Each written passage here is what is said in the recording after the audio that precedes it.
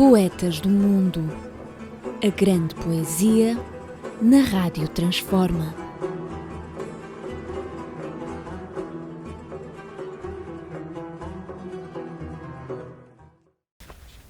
Então, boa tarde, mais uma vez um programa de Poetas no Mundo em radiotransforma.net, e este programa hoje aborda a poesia de Florbela Espanca. É uma das grandes poetas do século XX, e os dados mais relevantes que se pode dizer para uma breve, que tem que ser, apresentação. Ela nasceu em Vila Viçosa em creio que ela que nasceu em 1894 e faleceu em 1930. O dia do nascimento foi em 8 de dezembro de nascimento, e esta bizarra data da morte também foi em 8 de dezembro. Deve dizer-se que se suicidou em Matosinhos, onde vivia na altura. É uma das poetas suicidas das muitas que a história da poesia tem. A lembrar que realmente os poetas, como dizia Baudelaire, são parecidos aos albatrozes, que são aves de uma grande envergadura de asas, chegam a ter 4 metros de envergadura de asas. São aves lindíssimas em pleno voo, mas, desgraçadamente, quando pousam no chão, o imenso corpo e envergadura de asas é excessivo para esta realidade que é o chão, que muitas vezes, ou comum das vezes, os seres pisam, entre eles os albatrozes. Há alguém que faz essa analogia. A Florbela possivelmente terá sido uma destas. Na poesia era de uma beleza espantosa, no chão, com os pés assentes no chão, possivelmente sentiu-se vítima da realidade adversa, que para ela assim foi, e que ela plasma exatamente nos seus poemas, e que nós vamos dizer alguns nos seus sonetos. Não sei se a Fernanda, que eu devia ter apresentado, como sempre faço, eu sou Mário Val Lima, e a senhora que me acompanha neste programa é a Fernanda Queiroz, e a quem então eu peço talvez que comece por dizer algum poema da Fernanda. Um poema da Florbela. Eu vou dizer um poema da Florbela que identifica, no meu parecer, ela descreve-se sobre esta forma numa primeira fase. A Florbela tem 5 livros, As Mágoas é o primeiro, e é uma coletânea de determinados versos. Tem o Soror Saudade, depois a Charneca em Flor, que foi o livro-chave e onde tem os poemas mais importantes e mais bonitos de toda a obra da Florbela, e depois tem a Juvenília. E eu vou tentar, pelos sonetos que li, vou tentar ver como vai mudando a personalidade da Florbela como pessoa e como ela se sente no papel de poeta também. Vou então ler o poema dos sonetos, Florbela Espanca Sonetos, logo nas primeiras páginas, em que ela fala desta forma. Eu sou a que no mundo anda perdida, eu sou a que na vida não tem morte, eu sou a irmã do sonho e desta sorte, sou a crucificada e a dolorida, sombra de névoa, tênue e esvaecida, e que o destino amargo, triste e forte impele brutalmente para a morte, alma de luto sempre incompreendida. Sou aquela que passa e ninguém vê, sou a que chamam triste sem o ser, sou a que chora sem saber porquê, sou talvez a visão que alguém sonhou, alguém que veio ao mundo para me ver e que nunca na vida me encontrou. isto sintetiza um bocadinho a visão que ela tem dela própria, o mundo, esta solidão. É interessante que ela procura, ela aqui procura qualquer coisa e não sabe o quê, mas sabe que tem de procurar. Há uma incógnita neste, que é dos primeiros poemas, em que ela anda à procura de um corpo. Talvez ela descobre a poesia primeiro que o corpo e deve andar ali. Quem é que eu sou? Qual é o meu... Onde é que eu me integro? No meio de tantas palavras, de tanta inspiração, de uma vida trágica, de solidão, uma vida de contrariedades, de afirmação, acima de tudo, porque ela é uma mulher, por isso é feminina no mundo de homens. E também a parte política, há aqui a convulsão política, precisamente é a fase da implantação da República. Ela vai estudar para a universidade e todos estes, todas estas manobras, todas estas diferenças fazem com que abrem uns novos horizontes. E claro que uma menina perdida, que é filha de um senhor nobre com empregada, que era funcionária, e que depois foi adotada pela madrasta. O pai nunca reconheceu a paternidade, só mais tarde. Ora bem, esta menina tem que realmente ter eu não vou chamar trauma, mas deve ser mesmo. Alguma. Não é? É um termo que se usa e que realmente e que as pessoas compreendem. Entrou já no lexo comum e acho que é um termo elucidativo e eloquente daquilo que se quer dizer. No desenvolvimento das poesias dela encontra-se também temas como a neurastenia, a depressão, tudo pontos em que identificam que ela realmente deve ter uma perturbação no seu crescimento, no seu desenvolvimento como criança. Até porque ela, também nas biografias, referem que com 8 anos ela já escrevia poemas. Mas uma filha enjeitada, não reconhecida pelo pai, seria estar perto do pai e não poder dizer que ele era o pai. Não deve ser muito fácil e algum distúrbio, alguma falta de identidade que ela tenha pode ser realmente dessa infância preterida, não é? Então, sim, sim. Neste soneto do Eu, e que é logo dos primeiros, e consigo retirar alguma informação, sempre deste ponto de vista de quem lê. Quem lê, nem muitas vezes lê aquilo que o poeta nos quer dizer, mas também temos o livre-arbítrio de poder interpretar mediante todo um contexto que nos leva a termos algum conceito ou formular algum juízo sobre isso. Mas numa outra fase, já no livro seguinte, no Soror Saudade, ela tem também, é mesmo a poetisa das tragédias. Tem 3 casamentos e tem 2 abortos. Da biografia acompanhada com os seus sonetos, com as suas escritas, na fase em que ela tem dos 2 casamentos que têm abortos, ela tem uma face de religião e misticismo. Ela agarra-se, não é, a uma entidade superior, que não é de forma nenhuma em toda a obra da Flor Bela.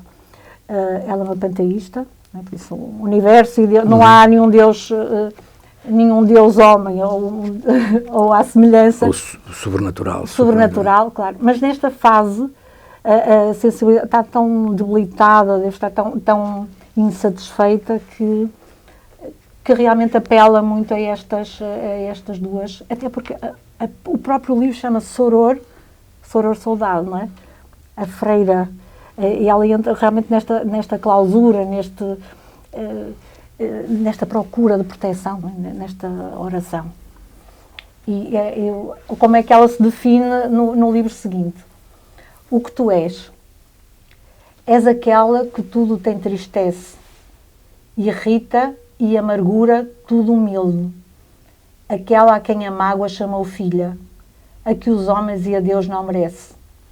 aquela que o sol claro entenebrece, a que nem sabe a estrada que ora trilha, que nem um lindo amor de maravilha, sequer deslumbra, ilumina e aquece.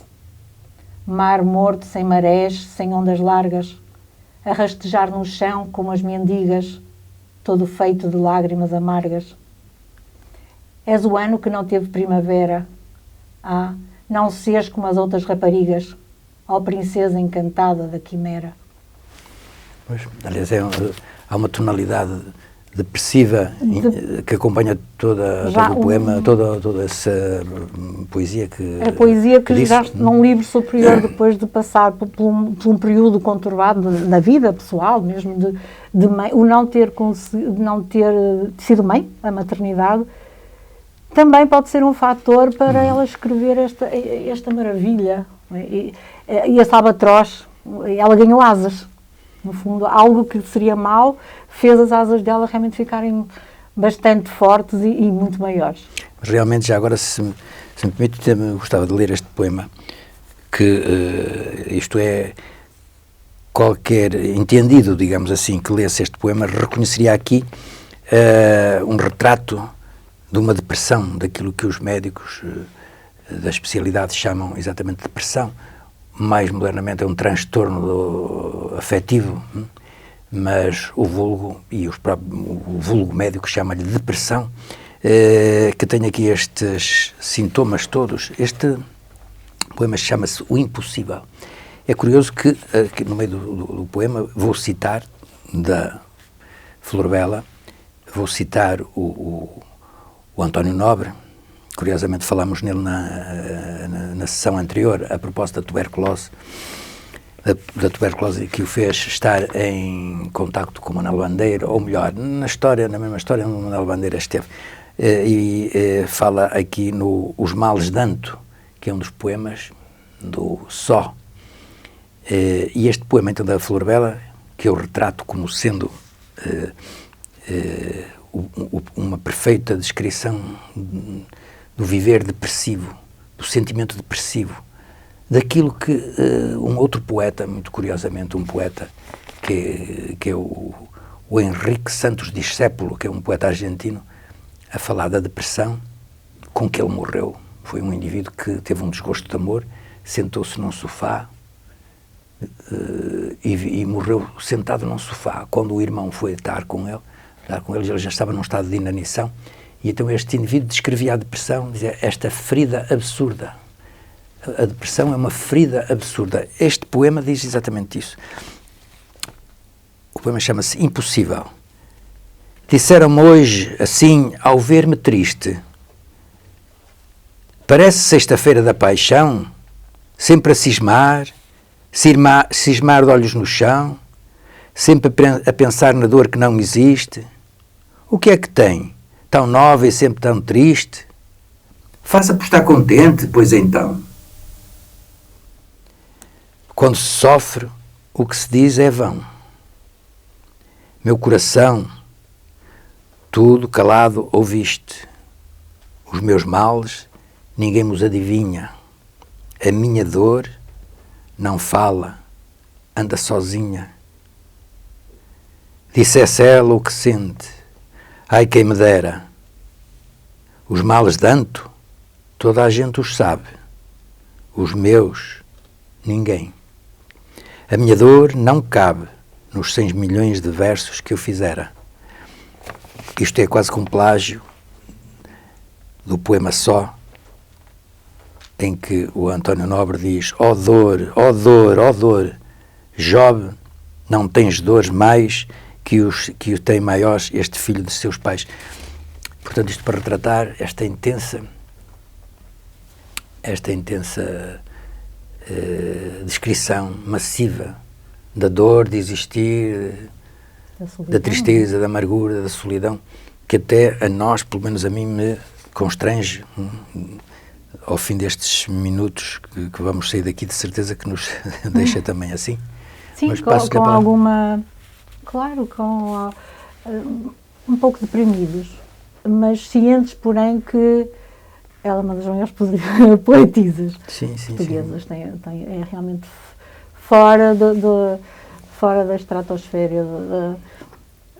Depois de ler Flor Bela Espanca é que conseguimos abrir o nosso imaginário poético e nunca chegar aos pés dela, mas realmente tentar seguir esta vontade que ela tem de abrir o mundo da palavra e do sofrimento, da tragédia, da mulher, de viver sozinha com ela própria, no meio de muita gente, ela encontrar-se sozinha e sem saber quem é. Isto acaba por ser patológico. No caso dela, a escrita pode ter sido terapêutico também. Ela conseguia viver porque escrevia. No fundo, ela... Por visto, não foi tão terapêutico, não foi suficientemente terapêutico, não é? Foi terapêutico enquanto ela viveu. Mas não foi suficiente porque ajudou, não é? Morrer com 36 anos habitualmente é o melhor. Alguém que põe termo à vida habitualmente ou comumente é o culminar de uma existência depressiva ou de uma vivência, de uma crise intensa de depressão. Esta entidade nosológica, esta entidade patológica que o vulgo frequentemente confunde com uma outra entidade, que é aquilo o chamado estar na fossa. O estar na fossa não é uma depressão, no sentido clínico do termo. Porém, pode ser tão dramático, tão doloroso, que eventualmente até essa fossa pode culminar exatamente num afogamento, a pessoa propositadamente afogar-se, digamos assim. Mas há uma ligeira diferença. Portanto, a terapêutica, quer isto tenha sido na Flor Bela uma fossa permanente em que ela viveu, ou então uma crise mais intensa depressiva, é possível que tenha sido realmente esta imagem de viver na fossa permanentemente, quando começou a constatar que, afinal, havia ali uma anomalia na relação parental. Sim, depois porque teve 2 divórcios. E depois o fracasso amoroso, a infertilidade. A morte também do irmão. A morte do irmão. Dá a impressão que já vi isso tantas vezes, ou melhor, há uma espécie... Dá a impressão que é uma fotocópia de outras mulheres que se suicidaram. De outras realidades. Não, de outras poesias, de outras poetas. Ainda há pouco tempo falámos aqui alguém que foi exatamente assim. Foi quem? Que também que morreu, teve um divórcio, morreu o irmão. Quem é que foi? Já me lembrarei. Vamos continuar com a Flor Bela. Vamos continuar. Acerca e eu quando disse terapêutica é neste sentido. A vida dela está tão cheia de mundos, está tão cheia de vida poética, vida escrita imaginária, que se calhar ela tinha que morrer com 36 anos. O Albatroz já não levava mais. E eu posso pensar também assim, já não faria sentido. Ela já tinha falado nas árvores, tinha falado no sol, tinha falado em Deus, tinha falado na dor, tinha falado no amor. E para quem o amor é a sua pedra filosofal, ela quando encontra o amor na poesia, não encontra o amor nas pessoas, encontra realmente na poesia, encontrei-te. Os poemas, provavelmente vou pedir ao Mário, porque sei que selecionou o Ser Poeta. E que é o poema que eu encontro aqui, o esplendor. E realmente o suicídio pode ser: eu já não tenho mais nada para aprender nesta vida. Ser Poeta, então, é um dos poemas mais emblemáticos da Flor Bela, a Charneca em Flor, e que diz assim: ser poeta é ser mais alto, é ser maior do que os homens, morder como quem beija, é ser mendigo e dar como quem seja rei do reino de aquém e além-dor, é ter 1000 desejos o esplendor e não saber sequer que se deseja, é ter cá dentro um astro que flameja, é ter garras e asas de condor, é ter fome e ter sede de infinito, por elmo, as manhãs de oiro e de cetim. É condensar o mundo num só grito. E é amar-te, assim, perdidamente. É seres alma e sangue e vida em mim. E dizê-lo, cantando a toda a gente. Muito bonito este poema e que dá a impressão, este que, apesar de tudo, terá sido num momento melhor dela, um momento de, talvez até exatamente... O êxtase, eu acho que é precisamente este momento, e esse poema reúne tudo, a poesia, a energia, é a vida dela. Ela, se perder a poesia, já não faz sentido ela viver. E este, do primeiro soneto que é o eu, depois é como eu sou. Entretanto, depois o ser poeta, ela já tem aqui uma identidade. A poesia é isto, eu vivo porque a poesia existe. Algo, e nesses termos de tudo, é tudo tão megalómano que realmente era quase insuportável. Sim. Nesse âmbito desse poema, que eu acho que é lindíssimo, inclusive porque também já foi cantado pelos turbantes e quase toda, até os jovens conseguem falar o poema, porque é lindíssimo. Há também uma que eu gostaria de falar, este lado da Flor Bela, que tem a ver com a feminilidade. Ela é poeta do amor e fala na dor e tem uma vida conturbada, mas a feminilidade é muito importante e também é como se fosse um trunfo na vida dela. Talvez por ela ter rompido com escritoras anteriores que vinha da clausura, que eram religiosas, como a Sor Violenta do Céu, por isso elas eram noviças, eram freiras, e que também já tocaram um bocadinho porque ela fala nelas. Ela quando escreve o Sor Saudade, é um bocadinho inspirada nessa, e também na Mariana Alcoforado, que também são poesias que já falam no feminino. E a Flor Bela, então, fala sem pudor, até porque ela é uma poeta. Falei um soneto, mas agora é mais o tema da feminilidade. Eu vou ler um pouco, que é: ó mulher, como tu és fraca e como tu és forte, como sabes ser doce e desgraçada, como sabes fingir quando em teu peito a tua alma se estorce amargurada. Ela aqui faz, a mulher realmente é muralha, não é? Ela também está triste, mas está feliz. Ela tem uma energia, as duas são carregadas nos ombros, mas ela continua a rir. Ela coloca aqui este grito de que as mulheres são capazes de tudo. Isto para falar neste tema da feminilidade, depois nas duas versões da Flor Bela, que é a Flor Bela no soneto da volúpia, e que começa nos modos de: no divino impudor da mocidade, neste êxtase pagão que vence a sorte, num frémito vibrante de ansiedade, dou-te o meu corpo prometido à morte. A sombra entre a mentira e a verdade, a nuvem que arrastou o vento norte. Meu corpo trago nele um vinho forte, meus beijos de volúpia e de maldade. Trago dálias vermelhas no regaço, são os dedos do sol quando te abraço, cravados no meu peito como lanças, e do meu corpo os leves arabescos vão-te envolvendo em círculos dantescos, felinamente em voluptuosas danças. Para uma época de conservadores, ela foi muito arriscada. Tenho uma...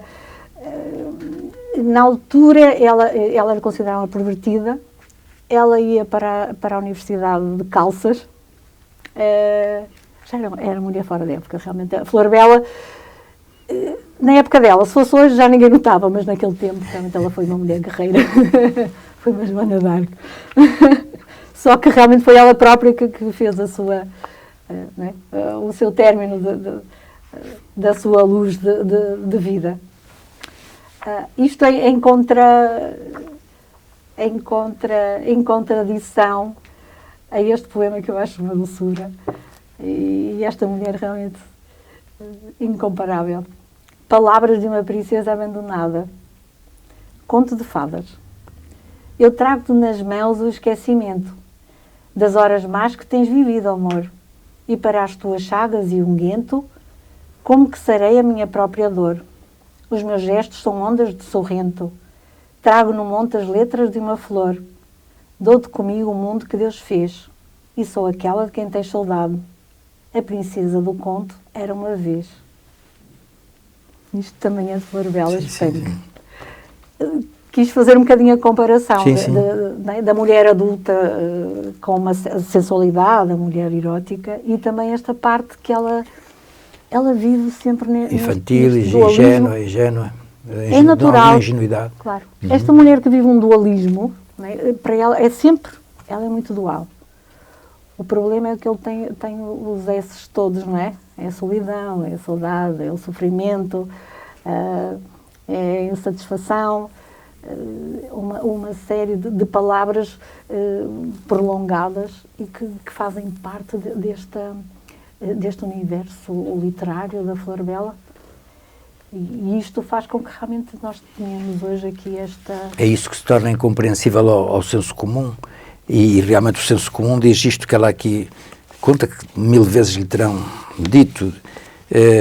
O que é que tem tão nova e sempre triste? Faça por estar contente. Pois é, então. Quer dizer, normalmente as pessoas, a depressão e o viver depressivo e a manifestação cognitiva da depressão torna-se incompreensível para o senso comum e por vezes é dramático. A pessoa que vive isto, que é o caso que quando ela diz que a minha dor não fala, anda sozinha, dissesse ela o que sente, ai quem me dera. Portanto, o comum das pessoas não compreende isso e fustiga o deprimido e diz, põe-te bem disposto, pá. E habitualmente isto é acompanhado com os cachaços ou com as palmadas nas costas e tal, está a ver? É contraproducente. Claro. Mas aqui já a última definição dela, da personalidade dela, muito mais num estado mais avançado, até porque já é no livro em que ela também já decide pôr termo à vida. E o poema Eu não sou de ninguém. Começa com eu não sei quem sou, e agora eu não sou de ninguém. Eu não sou de ninguém. Quem me quiser há de ser luz do sol em tardes quentes. Nos olhos de água clara há de me trazer as fulgidias pupilas dos videntes. Há de ser seiva no botão repleto, voz no murmúrio do pequeno inseto, vento que infuna as velas sobre os mastros. Há de ser outro e outro no momento, força viva brutal em movimento, astro arrastando catadupa de astros. Isto é um final, este último retrato, este autorretrato, porque no fundo ela está a fazer a própria evolução. É como se ela tivesse vivido um desenvolvimento na personalidade, como pessoa, mas também como poeta. Abranger umas dimensões realmente fora interplanetárias. Diz que astros arrastando catadupa de astros. Ela já está a pensar em ir para o céu. Isso já deve ser da parte, então, próxima de 1930, não é? Deve ser dos últimos poemas sim. dela. Quase que o último poema dela é A Loucura. Chama-se Loucura. Tudo cai, tudo tomba, derrocada. Pavorosa, não sei onde era dantes. Meu solar, meus palácios, meus mirantes. Sei de nada, Deus, não sei de nada. Passa em tropel febril a cavalgada das paixões e loucuras triunfantes. Rasgam-se as celas, quebram-se os diamantes. Não tenho nada, Deus, eu não tenho nada. Pesadelos de insônia, ébros de anseio. Loucura a esboçar-se, a enegrecer, cada mais as trevas do meu seio. Oh, pavoroso mal de ser sozinha, oh, pavoroso e atroz mal de trazer tantas almas a rair dentro da minha. Isto é mesmo um estado de loucura, não é? Mas loucura era isto que ela já sentia, não é? Uma revolta, porque ela não conseguiria viver. Quando eu tentei pôr uma ênfase um bocadinho mais rápida, mas uma pessoa, quando tantas almas, eu já não consigo suportar viver com tanta informação, tantas pessoas, tanto mundo dentro de mim. Porque ela também fala das árvores, das plantas, das flores. Ela reúne toda a vida na vida dela. Por isso ela é uma pessoa, mas também é o universo. É um pouco este universo, Flor Bela Universo. Assim, ela podia ser uma cidade, uma aldeia, uma cidade, um país, podia ser realmente um oceano, sempre numa catadupa, né, de crescimento como ser humano também. E não conseguiu, não aguentou. Falando de Flor Bela nestas dimensões tão abrangentes. Não sei se o Mário quer também... Não, por agora, eu só, se não tiver mais nenhum poema para dizer, talvez eu até... Ou encerraria, ou pretendo dizer mais algum poema. Não, só vou... A citação são 2 linhas, para depois terminarmos claro, sim. Não é, a nossa conversa. A nossa conversa sobre poesia. Que realmente vou citar Flor Bela, e em que ela diz: eu sonho que um verso meu tenha a claridade para encher todo o mundo. Isto vai um bocadinho de encontro ao que eu disse anteriormente. Eu preparei a lição e estas 2 linhas têm o resumo, um bocadinho a síntese daquilo que eu disse anteriormente. Isto foi o nosso dedicado a Flor Bela, não é? A poeta da tragédia do amor. Olha, foi realmente uma pena ter morrido tão nova, ou ter-se despedido da vida tão nova, porque podia ter efetivamente continuado a produzir muitos versos que seriam interessantes, certamente, que nos iriam deliciar, mas exatamente usando a imagem do Baudelaire, ela foi mais um albatroz que realmente, enquanto voou, teve este calado de asas que nos fez deliciar e extasiar pela sua beleza. Possivelmente nessa época não podia ter sido ajudada pela ciência.